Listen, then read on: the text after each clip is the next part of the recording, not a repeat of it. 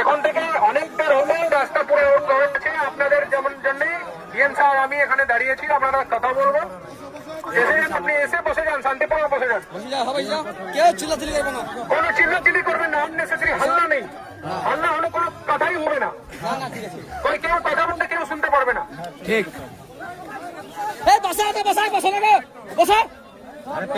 আমরা লোক ঢুকে গেছে, আমরা এখন কথা শুরু করছি।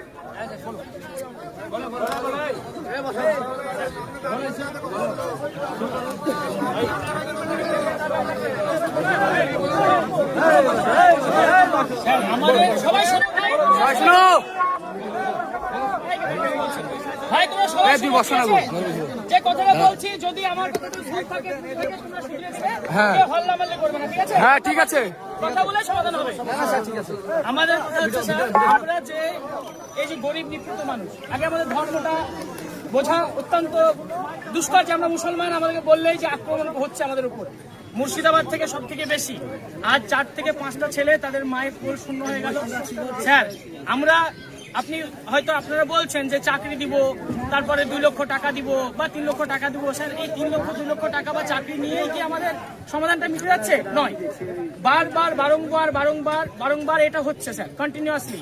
আমাদের মুসলিম হওয়া আমাদের কোনো পাপ নয়, আমাদেরকে ঈশ্বর বানিয়েছে, অন্য প্রজাতিকে ঈশ্বর বানিয়েছে।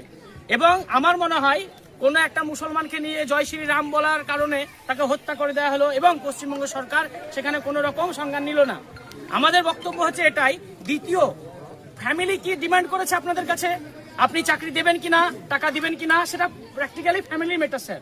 আমাদের ডিমান্ড একটাই, যে আমাদের পর্যায়ের শ্রমিক নেক্সট টাইম কোনো এলাকায় কাজে গেলে এই যদি দেখতে হয় আমাদেরকে স্যার, তাহলে আপনি এটা গ্যারান্টি দেবেন যে আমাদের কোনো ছেলেদেরকে, কোনো মেয়েদের, কোনো কাউকেই বাইরে হত্যা হতে হবে না, বাইরে মার খেতে হবে না।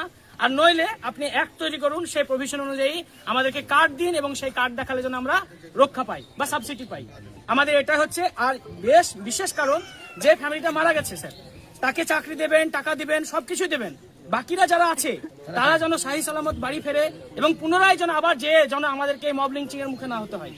এই যে ভারতবর্ষে মব লিঞ্চিং হচ্ছে, এর বিরুদ্ধে আমরা মুসলমানরা সবাই সংজ্ঞান।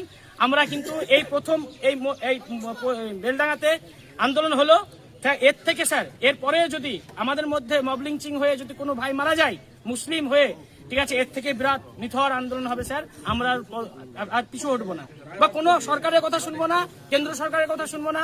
আমরা যা পারি আইন হাতে নিয়ে যদি মরতে হয় আইন হাতে নিব, মরবো, কিন্তু স্যার জায়গা ছাড়বো না, কারণ আমরা মুসলমান।